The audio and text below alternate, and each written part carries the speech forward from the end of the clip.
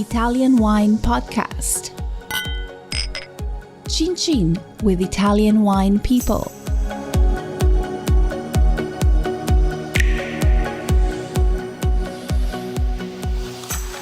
Italian Wine Podcast, as Wine to Wine 2020 media partner, is proud to present a series of sessions chosen to highlight key themes and ideas and recorded during the two-day event held on November 23rd and 24th, 2020.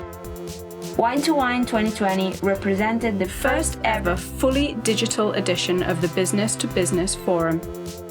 Visit winetowine.net and make sure to attend future editions of Wine to Wine Business Forum.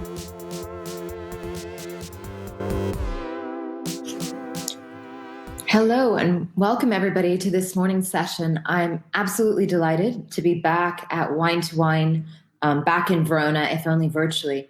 Those of you who know myself and Jeannie know that we're based here in Hong Kong, and that Hong Kong as well as mainland China are known for being fine wine hubs, and our collectors are known worldwide for the prodigiousness of their collections and their interest in fine wine. Now, I understand that over the course of this year, Jeannie, you've been working on some research to try to understand how the conditions in this rather unusual year for all of us have impacted fine wine collectors' attitudes to wine. So maybe if you would like to share some background on your research. Yes. So thank you, Sarah, and thank you, Wine to Wine, for having me. I just wanted to give a little background on the research. It's not specifically about COVID or this particular situation. I've been working on this PhD. It's a dissertation for the past 3 years.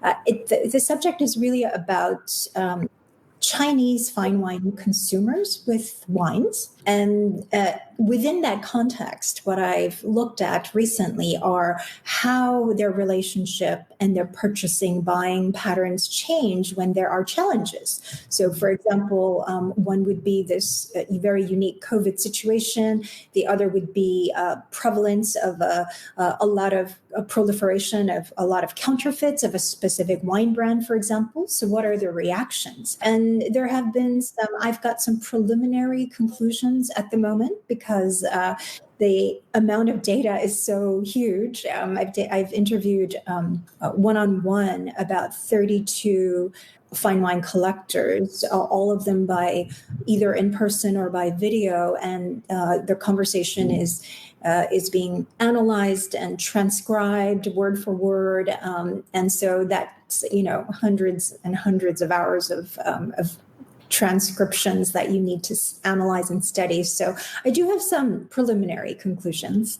Yeah, so if you can touch on some of the key findings that might be of interest for our audience at Wine to Wine, knowing that many people will have an interest, particularly in Italian wine. We talked about this a little bit, but whatever you're able to share at this point. Great.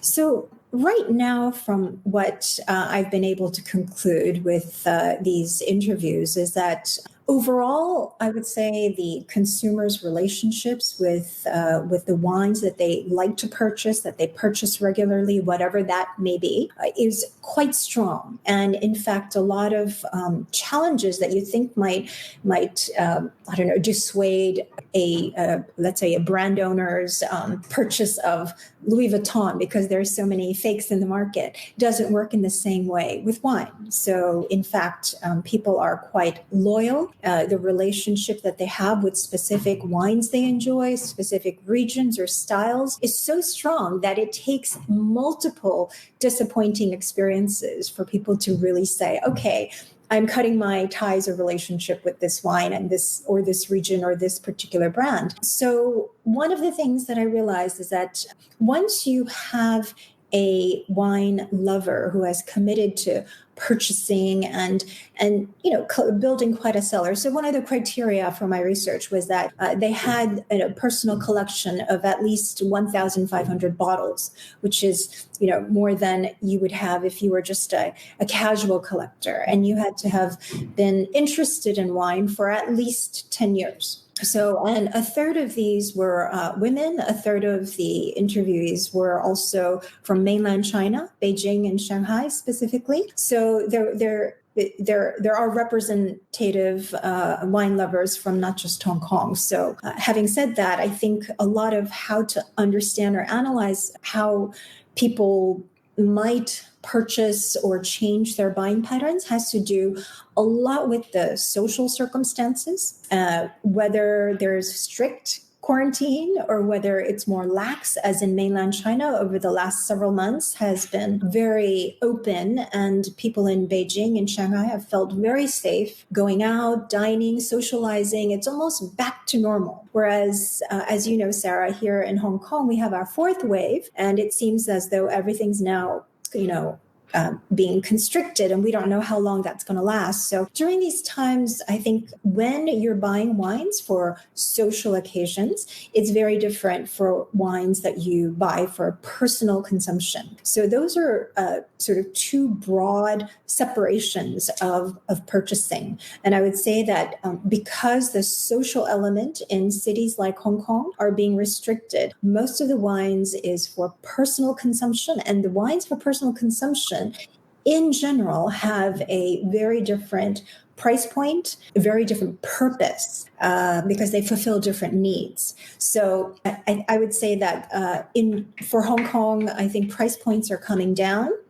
In China at the moment, they've been sort of buoyant. There's a kind of, post-COVID quarantine giddiness about not having to be in quarantine anymore. And there is a lot of socializing having to make up for the times when people were really worried. So I'm sure we'll see that too once we get through the fourth wave. So a lot of it is very cyclical, and it's very social, political, virus and situational driven. So I guess this revenge spending that we're all hoping for around the world is genuinely something that we're seeing happen in China. Would you say that's fair? Yeah, I do think so. So you can see that a lot of brands, I'm talking about more fashion brands now, have reported really high sales, online sales, but also through their retail shops. And that usually happens right after a certain quarantine wave, because people are very happy to be out. They want to be out spending. They want to be buying, and they want to be socializing. They've missed seeing people. They missed dining out. So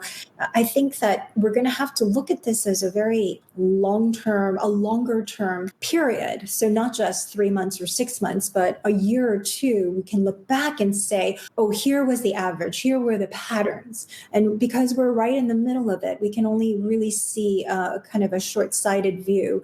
But in Hong Kong, what is very interesting is that people who are buying for themselves, because it's a different type of wine, they're more experimental. They're willing to take risks, because in a social situation, I think risk management plays a really important role in what you choose, because it is about potentially giving face or honoring someone or respecting somebody or meeting a certain theme. But if it's just for you, I think people are willing to experiment and try new things. Does that include looking at wines that are maybe of a lower price point? Because my experience, and I'm sure you've found similar, is that maybe even more so in mainland China than here, there is an expectation that the wine that you bring to dinner is of a certain price point, and bringing people a value for money wine, if it falls below that threshold, might even be perceived as offensive, right? And an insufficient sign of respect for the host.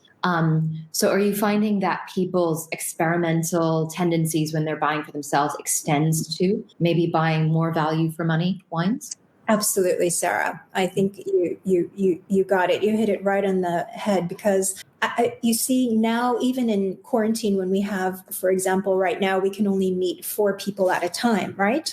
In any outside dining venue. And so who you are going to expose yourself to are going to be what you call safe people, that whose travel history who are vigilant and careful. And so with those, I'm assuming, are your good friends. And so they're more of an extension of what you would drink, and you would feel a little more comfortable saying, hey, I found something that's really good value. It's not that I'm disrespecting you. Let's just be open-minded and adventurous. So people are trying more regions, more styles, more price points. And in general, I think from my initial analysis, the wines that are for social occasions, and social can be personal, friends, or it could be business, right?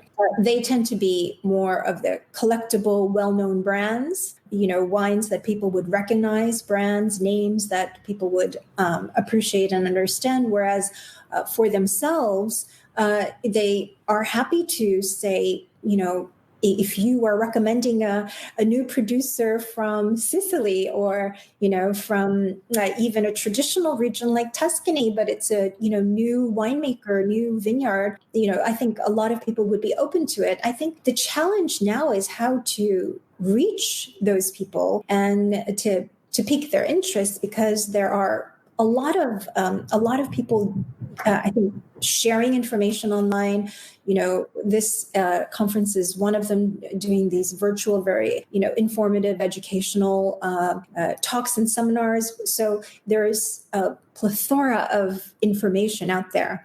And so how do you reach the people who really are genuinely interested? I think that is the real challenge. Definitely. And I mean, I think it's a double-edged sword. On the one hand, it's easier for producers to maintain contact with particularly the people they already know, their loyal consumers in different markets. But the competition is much fiercer because it's not down to who is willing to make the trip. So talking about price points just a little bit so that everybody in the room can understand, did you find that there was any particular threshold above which people felt more comfortable bringing the wines, using them for social occasions versus what we were talking about, these sort of personal or safe people type gatherings? Yeah, I think there were, I wouldn't say everyone had the same price point, but the price point that was most repeated, and it seemed as though most people were using US dollars instead of euros, but around 50 US dollars seemed a comfortable price point.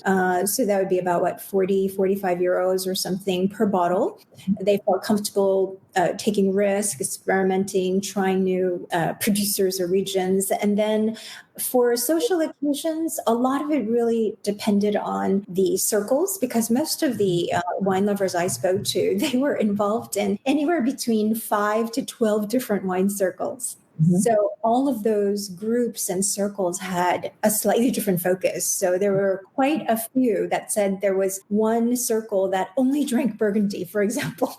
I mean, that's only one. So I think it really depends. It's a complex kind of layered relationship. But I think I felt very positive after having done all the interviews about the future of fine wine, because you realize that in order to really be a collector that has more than 1,000 bottles, right? First, you have to do inventory management. You have to take the time to source them. And if the wines are above, let's say, 50 or 100 euros, you're actually doing some research. So probably you're learning along the way. So there's so much involvement in having a wine collection, so to speak, that once you're really in it for life. There wasn't one person who didn't think that wine was a really long-term relationship that they would only part with if there was some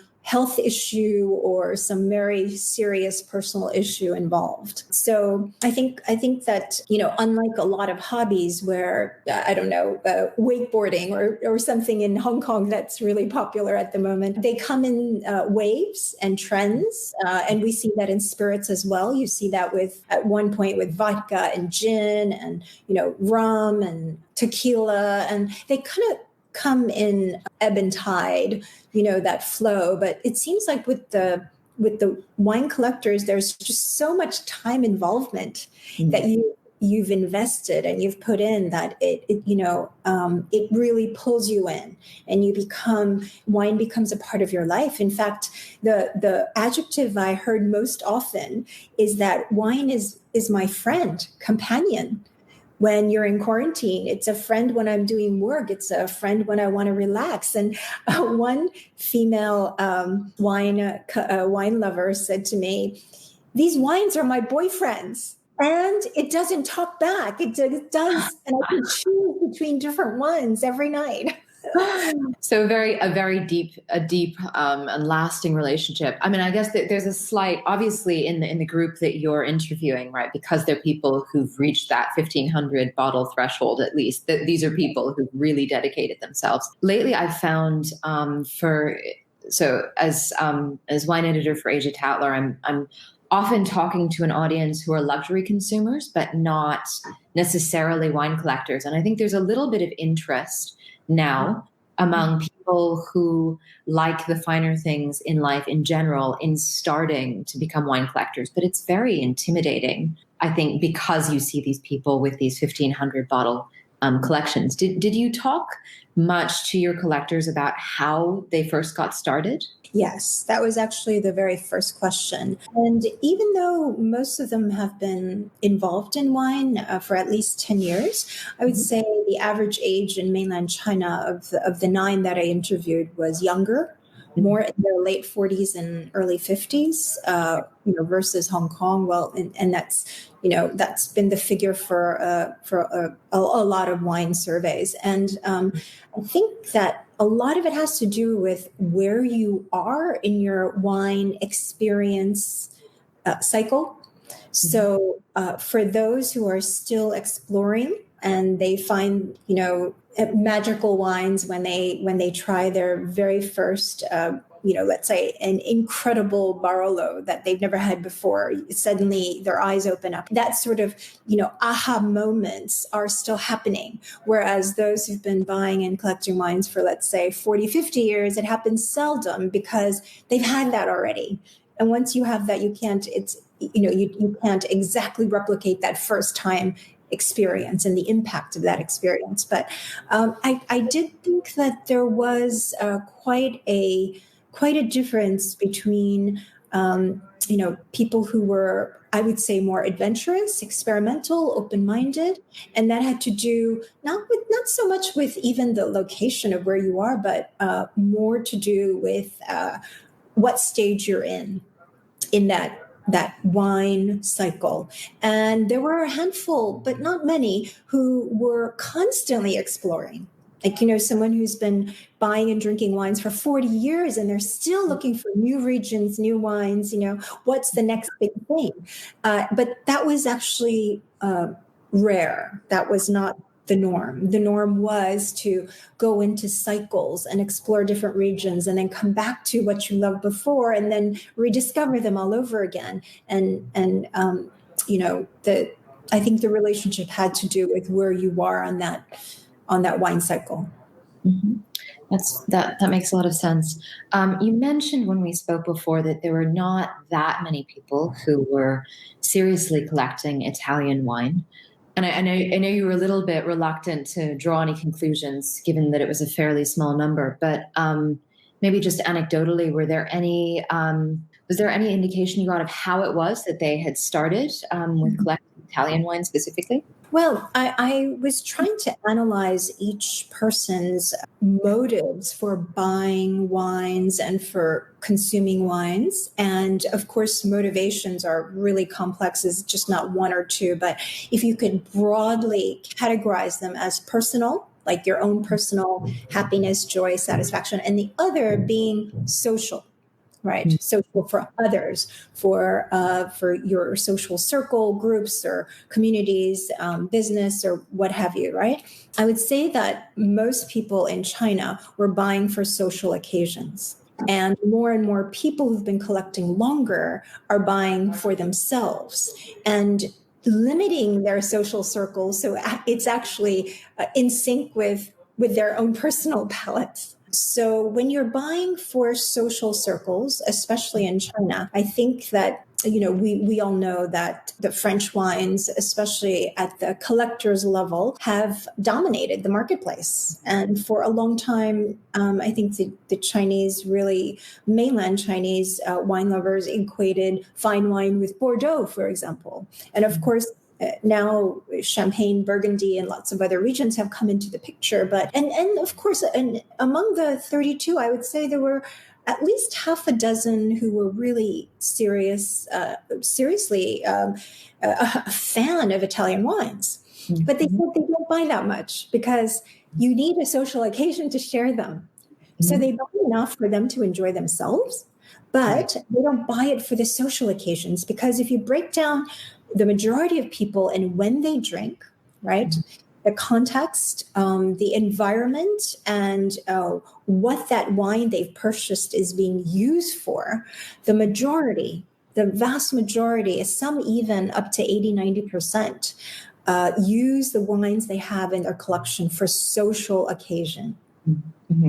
And a lot of them say, especially the ones who are becoming a little bit older, are saying that they want to reduce wine consumption, and dining out on average, for whether you're living in Shanghai or Hong Kong, was 3 to 4 times a night, 3 to 4 nights per week, which is more than. Right. I think that means that majority of nights and dinners you're going out. And most of those times it's with wine. So at home, they're trying to discipline themselves and be healthier by not drinking wine. I think it really has more to do with the context than with the Italian wines themselves. Fair enough. What about from an investment perspective, right? Because you sort of talked about how people are using wine in terms of consuming it. But there's definitely, and at least in my sort of experience, obviously I haven't done the formal research that you have, but the kind of wine circles that I'm around, there's definitely an interest in wine as a financial asset. Interestingly, I mean, if you look at the LiveX performance of Piemonte recently, it's been up there with Burgundy. So is that something that people are thinking about, or it's still not really on the radar, even from that perspective? Yeah, well, I think we Asians, and especially Chinese, are looking for value. And I would say that very few people among the people I spoke to really looked at wine as purely an investment. If it happens to be an investment, and they would like it to be, of course, because it always feels good to have wines that they bought for, let's say, 100 euros suddenly go up to 300 or 400 euros. So it's the feel good factor more than, oh, I'm going to make a business out of it. I can quit my day job and just trade wines for a living. There's no such illusion in their minds. So why is the investment factor? Maybe it's important for funds. Maybe it's important for certain companies, I think, that try to lure or attract people to buy usually blue chip Bordeaux's and have them traded and so forth. But clearly with the amount of the quantity that you produce from whether it's Piedmont or Burgundy or any of these regions, it's really not enough to make a business, and it's not enough for any of them to say, I'm going to justify my time spent on looking at all these wines and tasting them so that I can make money from it. So I think it's really that Chinese, and especially the wealthy, they want to buy smart. They want to feel good that they bought this at a certain price and now it's worth so much. And, oh, how smart am I to have bought it when it was so inexpensive and unknown. So I didn't meet one person who thought that this wine collection was going to be their even a minor source of income at all. And if they said, oh, if they end up selling it, yes, I probably have too much, because purchasing and buying and collecting is almost a compulsion, and it can become addictive, even if you already have 10,000 bottles. And a lot of these collectors did, but they still love to buy because they wanted to follow the wines. And it was much more a matter of buying smart and not overpaying and not feeling like a fool because you bought the 2010s en primeur from Bordeaux, and now in bottle you could have bought them so much cheaper, right? Because then you would look stupid. So I think it's not so much the investment wasn't really the draw or the big factor from what I could see. So I don't think using that as an argument to say, oh, look at Italian wines or look at Spanish wines, haven't they gone up so much in Bordeaux Index? I don't think it's a strong enough argument for real wine lovers and the collectors who are really having long-term relationships with these wines to say, oh yeah, buy that wine just for that reason. So switching gears just quickly we have a couple of questions from the audience. So one is around what are the most sought after wines and who is influencing these trends? Oh, that's a very good question. So the sought after wines, nearly everyone I spoke to was Burgundy as a region, as a category that we can see from just, auction results. For example, all the auction houses are saying their numbers and profits are being held up by this demand for Burgundy. And who is influencing them? It's very interesting now because I'm not sure there is one Burgundy critic like there was, for Bordeaux with Parker that had a huge influence. I think the market almost knows its own value. A lot of it has to do with demand and supply. So obviously, the smaller the supply, the smaller the vineyard, all the Grand Crus that you can imagine from Burgundy are just, they're minuscule. So of course, and if everyone is searching for those wines, then yes, the prices are inevitably going to be going up. I think the major influence are auction houses and also the domains themselves who are now selling directly to auction or releasing them directly to importers, either aged or like Loire has been doing for many years, only releasing the new vintages in tiny portions and then taking their time to release the wines that they think are ready. So I think it's less critics and even wine publications and ratings anymore as it is kind of the efficiency of the market and the demand by both by collectors. I think it's collector driven, and also with the mechanism of online systems and availability and pricing with auctions and select importers. Yeah, that links in nicely with one of the questions we've gotten from the audience about online auctions and what role those have played during the pandemic. The collectors you spoke to, were they comfortable with this shift to online with auctions, or were they still craving sort of the in-person presence? No, I think the in-person presence with the pandemic and the risk factors involved, they're feeling more and more comfortable buying and going online, both for auctions, but even for if I were a wine importer, I would invest all my money on creating a platform where you can easily search and buy wines with just one click, right? Because that's totally an investment, I think, worth making. And it's not. I don't think it's going to be just during this pandemic. I think it's going to be lingering and lasting. And if you're trying to bring in the next generation, whether it's the millennials or the Gen Z, right? They're even more comfortable buying everything and anything online. So I think we're going to have to move toward that platform. And the auctions, frankly, in Hong Kong over the last several years have been this huge buckus and kind of a social occasion and event. And if those are no longer safe, then of course, if you know what you want to buy, it makes sense that these online sales and auctions are going to continue to do well. Absolutely. Couldn't agree more. So I did my research paper for the MW on online wine consumption in China, and it was my research was mainly done sort of 2016, and it was growing then. And I think this has only accelerated that trend, definitely.